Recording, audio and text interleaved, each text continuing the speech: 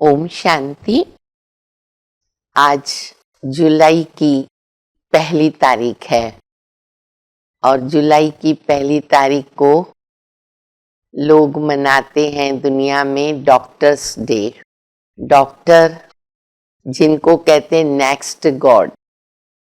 शरीर में कुछ भी तकलीफ होती है तो हर एक को डॉक्टर की याद आती है और उनके इलाज से ही मनुष्य अपने शरीर के व्याधियों को ठीक कर सकता है। और डॉक्टर्स लोग अगर ईमानदारी के साथ रास्ता दिखाते हैं, दवाई देते हैं, तो बहुत दुआएं भी जमा होती है। डॉक्टर्स के पास दुआएं जमा करने का बहुत ही सहज रास्ता है और बाबा ने हम बच्चों को बनाया रूहानी डॉक्टर। आत्मा के ऊपर जो बीमारियां लगी हुई है उन्हें हमें खत्म करना है। तो इसीलिए जो भी डॉक्टर्स हैं इस जिस्मानी रीति से शरीर के और बाकी सब जो आत्मा के डॉक्टर्स जो बाबा ने रूहानी डॉक्टर बनाया, सभी को आज के दिन की बहुत बहुत शुभकामनाएं। आज के मुरली का सार सुनेंगे। तारीख तो है 1/7/2026। बाबा कहते मीठे बच्चे, सारी दुनिया को शांति देना एक बाबा का काम है। इसलिए कहते हैं ना, हे शांति देवा। तो प्राइज भी बाबा को मिलनी चाहिए। शांति बाबा बनाते हैं तो प्राइज भी बाबा को मिलनी चाहिए। प्रश्न है, कौन से बच्चे बाबा को पूरा पूरा फॉलो कर सकते हैं? उत्तर है, जो बाबा के समान पावन बनते हैं वही पूरा पूरा फॉलो कर सकते हैं। दूसरी बात बाबा बता रहे हैं, जो पक्के आशिक बने वही मुझ माशूक को फॉलो कर सके। ऐसे आशिकों को ही मैं साथ ले जाता हूँ। इसीलिए फिर शास्त्रों में क्या दिखाया है कि गऊ का पूंछ पकड़ के पार हो जाएंगे। अब यहाँ गऊ की या पूंछ की तो कोई बात ही नहीं है। मुरली का गीत बहुत अच्छा है, तू प्यार का सागर है, तेरी एक बूंद के प्यासे हम। तो बाबा मुरली की शुरुआत में हम बच्चों को आत्मा की स्मृति दिलाते हुए कह रहे हैं कि बच्चे, तुम आत्मा शांत स्वरूप हो। आत्मा का स्वधर्म भी शांत है और तुम आत्मा शांति धाम की निवासी हो। मैं भी निराकार हूँ, तुम भी निराकार हो। दुनिया में देखो, शांति के लिए प्राइज भी देते हैं, इनाम देते हैं। अब ये तो रावण का राज्य है, इस राज्य में तो अशांति है। और जो सतयुग का राज्य है, राम राज्य, वहां बाबा कहते हैं शांति रहती है, सुख रहता है। वहां पर 8 राजाई भी चली जाती, गिनती होती है ना, एडवर्ड द फर्स्ट सेकंड, तो 8 राजाई गाई हुई है। फिर बाबा कहते, देखो बाबा ने आकर तुम बच्चों के बुद्धि का ताला खोला है, तो इसीलिए तुम बच्चों को ज्ञान का तीसरा नेत्र मिला है। बाबा तुम बच्चों को सत्यनारायण की सच्ची कथा सुनाते हैं, श्रीमत देते हैं। और श्रीमत शब्द आता है गीता में, सर्वशास्त्र में शिरोमणि गीता, जिनसे बाबा देवी देवता धर्म की स्थापना करते हैं। तो बाबा कहते 4 मुख्य धर्म है और 4 मुख्य धर्म शास्त्र है।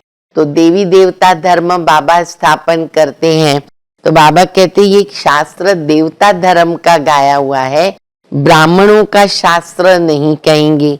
और हम जानते हैं कि मुख्य धर्म 4 कौन से हैं और उनके 4 धर्म जो शास्त्र हैं वो कौन से हैं। फिर बाबा बताते कि बच्चे तुमको देखो, मैं टीचर बन करके पढ़ाता हूँ। तो बाबा बाप भी है, टीचर भी है। फिर बाबा कहते मैं तुम्हारी सदगति करता हूँ, तो मैं तुम्हारा सतगुरु भी ठहरा। और गीत हमने सुना ना, प्यार का सागर।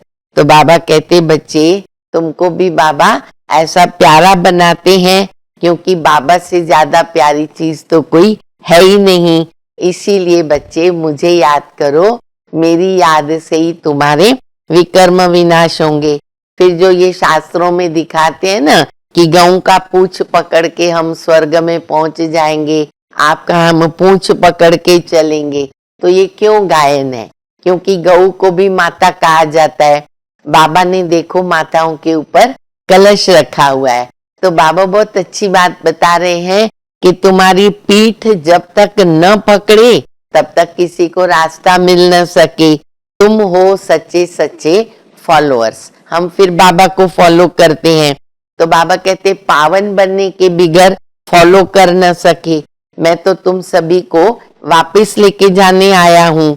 अब मैं पावन हूँ, तुम पतित हो, तो पावन तो बनना ही पड़ेगा। आत्मा आशिक है और बाबा है माशूक। फिर बाबा कहते देखो भक्ति मार्ग में तो यज्ञ तप दान पुण्य आदि कितना सब करते हैं, किसके लिए?